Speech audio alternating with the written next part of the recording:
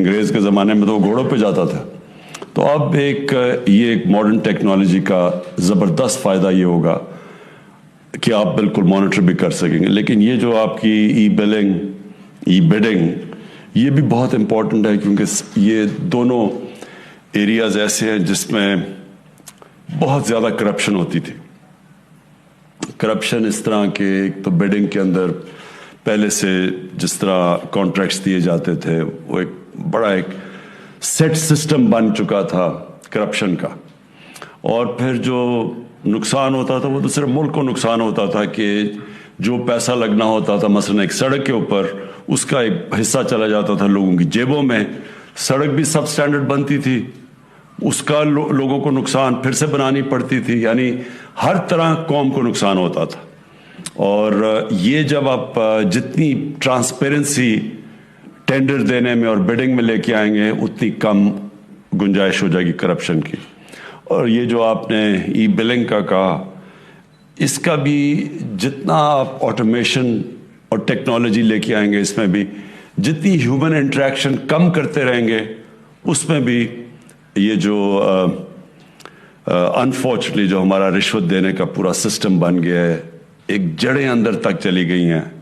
ایک سسٹم کے اندر ایک آلموسٹ ایکسیپٹیبلٹی ہو گئی ہے. لوگ سمجھتے ہیں کہ بس یہ پاکستان ایسا ہی رہے گا، تو اس کو یہ چیز ڈیفیٹ کرے گی. میں آپ کو مثال دوں، ہم آج سے 20 سال پہلے شوکت خانم کے اندر کینسر ہاسپٹل میں ہم نے سارا فیصلہ کیا کہ پیپر لیس ہوگا سب کچھ. ہم نے فیصلہ کیا کہ کوئی پرچیاں نہیں چلیں گی وہاں، صرف اور صرف ہر چیز آن لائن آ جائے گی، دوائیں سب کچھ آن لائن دی جائیں گی. ہم نے soft where in house develop کیا شوکت خانم میں، اور اس سے ایک دم کسی قسم کی کرپشن جو تھی وہ ختم ہو گئی. یعنی جو بھی کوئی سمجھتا تھا کہ دوائیوں کے اوپر پیسہ، امپاسبل ہو گیا، لوگوں کے لیے ناممکن ہو گیا کہ کہیں کسی چیز پہ پیسہ بنائے. اور ادھر سے یہ 20 سال پہلے وہاں کیا. اور میں 20 سال پہلے دنیا میں یہ سسٹمز آ چکے تھے، لیکن مجھے افسوس ہے کہ آج ایک 2021 کے اندر ہم یہ چیزیں ابھی بھی ہم پاکستان میں نہیں کر سکے. اور اس میں بہت بڑی ریزسٹنس ایک سٹیٹس کو سے آتی ہے. سٹیٹس کو کا مطلب کہ وہ لوگ جو ایک پرانے نظام سے ناجائز فائدہ اٹھا رہے ہیں وہ چینج نہیں آنے دیتے. تبدیلی کیا ہوتی ہے؟ تبدیلی وہ ہوتی ہے سٹیٹس کو چینج کرنا. تو تبدیلی کیوں نہیں لوگ لا سکتے؟ کیونکہ جو سٹیٹس کو ہے، جو وہ لوگ جو ان کو آپ مافیا کہہ دیں، ان کو آپ ویسٹڈ انٹرسٹ کہہ دیں، وہ پرانے سسٹم سے کیونکہ فائدہ اٹھاتے ہیں وہ چینج نہیں آنے دیتے. اور یہ جو آٹومیشن ہے، جب ہمیں دنیا میں پتہ ہے کہ آٹومیشن سے کتنا فائدہ ہوا، میں آپ کو اپنی ایکسپیرینس شوکت خانہ میں بتا رہا ہوں کہ ایک دم تبدیلی آ گئی وہاں. یعنی ناممکن ہو گیا کسی کے لیے کسی قسم کی رشوت دینا لینا، دوائیوں میں گھپلا کرنا. تو باقی ہماری گورنمنٹ کے اداروں میں کیوں نہیں آیا؟ کیونکہ ایک سسٹم کے اوپر لوگ ایک کرپشن کا نظام چل رہا ہے. میں آپ کو ایک بتاؤں کہ شوکت خانہ میں ہمیں ایک دفعہ ایک گورنمنٹ کے ادارے میں بتاؤں گا نہیں کون سا ادارہ ہے، انہوں نے 3-4 لوگوں کا علاج کروایا شوکت خانم سے، اور انہوں نے کہا کہ ہم ان کے پیسے دیں گے. تو ادارے نے پیسے دے دیے ان جو مریضوں کا علاج ہوا. تو شوکت خانم اب جو کہ 75% کینسر کا مفت علاج کرتا ہے، یعنی دنیا میں کہیں نہیں ہوتا، وہ چیک گورنمنٹ ادارے کے پاس لے کے گئے. وہ گورنمنٹ کا ادارہ شوکت خانم سے کہہ رہا ہے کہ جس میں ہمیں اتنی کمیشن دو. ایک چیریٹی ہاسپٹل سے وہ کمیشن مانگ رہے ہیں، کیونکہ انہوں نے کہا جی یہاں تو سسٹم ہی یہی ہے، جو چیک کلیئر کرواؤ گے ہمیں اتنے پیسے دو گے. تو یہ ایک بڑی بدقسمتی ہے ہماری. یہ یاد رکھیں کہ کوئی ملک ترقی نہیں کر سکتا جدھر اتنا سارے رشوت کے نظام کو ایکسیپٹ کر بیٹھے. کبھی کوئی ملک نہیں ترقی کر سکتا. کوئی نظام نہیں آگے بڑھ سکتا جس کے اندر اس طرح کی رشوت، سب کو پتا کہ رشوت چل رہی اور رشوت چلتی رہے. اور جو اللہ نے قرآن میں کہا ہوا ہے کہ میں کبھی کسی قوم کی حالت نہیں بدلتا جب تک وہ قوم خود اپنی حالت بدلنے کی کوشش نہ کرے. ہم جب تبدیلی لانے کی کوشش کرتے ہیں تو عمران خان آ کے ایک سوئچ آن کر کے تو تبدیلی نہیں لے کے آئے گا. قوم کا ذہن بدلتا ہے.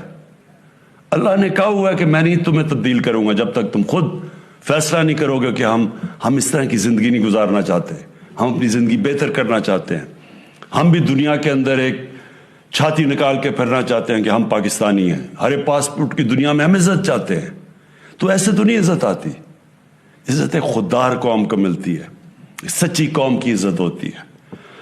جب ملیشیا اور انڈونیشیا میں جب لوگوں نے اسلام قبول کیا تو وہاں کوئی مسلمان فوج تو نہیں گئی تھی,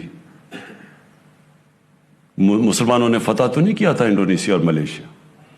جو مسلمان تاجروں کا کیریکٹر دیکھا لوگوں نے, اتنے متاثر ہوئے کہ اس سے وہ لوگ مسلمان ہو گئے. سچے لوگ تھے, کیریکٹر والے لوگ تھے, کوئی بددیانتداری نہیں کرتے تھے اپنے لوگوں سے, لوگ ریسپیکٹ کرتے تھے, ان کی امانت دار لوگ تھے. اس لیے لوگ ان کو متاثر ہو کے ان کی طرف آئے. تو ہم پاکستان میں ریئلائز نہیں کرتے کہ اللہ نے اس زمین کو کیا کیا نعمتیں بخشی ہیں. اور یہ میں جب بڑا ہو رہا تھا تو یہ پاکستانیوں کی دنیا میں عزت تھی, تیزی سے اوپر جا رہا تھا ملک. یہ جب ہمارا صدر گیا امریکہ تو امریکہ کا صدر اس کو ایئرپورٹ لینے آیا. جب وہ گیا برطانیہ تو کوئین نے جس طرح اس کو ریسیو کیا, رسپیکٹ تھی ایک دنیا میں. کیونکہ قوم تب ایک لوگ اس طرح جو ایک قوم کو جو آہستہ آہستہ ہمارے سسٹمز گئے, ہم نے سچائی سے دور ہوئے, رشوت ایکسیپٹ کرنی شروع کر دی, لیڈرز نے کرپشن شروع کر دی. اب یہ کیا, یہ جب یہ ایک براڈ شیٹ ایک چیز سب کے سامنے آئی ہے کہ اس نے پاکستان گورنمنٹ نے ایک فرم کو کہا کہ جی ہمیں ہمارے ملک کے سربراہوں کو جو چوری کیا تھا پیسہ اس کے لیے انویسٹیگیٹ کرے. انگلینڈ کی فرم تھی. تو وہ جو انٹرویو دے رہا ہے وہ کیا کہہ رہا ہے کہ کس طرح پاکستان سے پیسہ چوری کر کے باہر جا رہا تھا. اور کون کر رہے تھے؟ پاکستان کے وزیر اعظم, پاکستان کے وزیر, وہ چوری کرنے پہ لگے ہوئے تھے پیسہ. تو جب ملک کا سربراہ چوری کرے, وزیر کرے, تو وہ تو نیچے تک سسٹم, سارا سسٹم کرپٹ ہو جاتا ہے.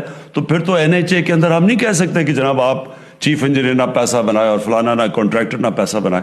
تو سارا سسٹم جو سب سے بڑا ظلم کرپشن کرتی ہے ایک ملک سے, کہ کرپشن کو ایکسیپٹیبل کر دیتی ہے. آپ برائی کو برائی نہیں سمجھتے ہیں کہ کوئی غلط چیز نہیں ہو رہی. اور اس سے کیا ہوتا ہے, کرپشن سے سب سے بڑی چیز کیا ہوتی ہے, لوگ بڑے امیر ہو جاتے ہیں. وہ براڈ شیٹ والے نے کہا کہ یہ جو میں تھوڑی چیزیں دیکھ رہا تھا کہ ایک پاکستانی نے, اور وہ بھی بتا نہیں رہا کہ ہمارا پاکستانی سیاستدان نے, سعودی عربیہ سے لنڈن کے بینک میں $1 ارب بھیجا. $1 ارب ایک آدمی نے بھیجا. تو لوگ تو بہت امیر ہیں یہاں کے ہمارے, لیکن ملک غریب ہے, مقروض ہے. ملک قرضے پہ گزارا کر رہا ہے, لیکن لوگ ایسے ہیں جو لنڈن کے سب سے مہنگی جگہوں کے اوپر بڑے بڑے محلوں میں رہ رہے ہیں. ملک تب اوپر جاتا ہے جب ایک ملک امیر ہوتا ہے.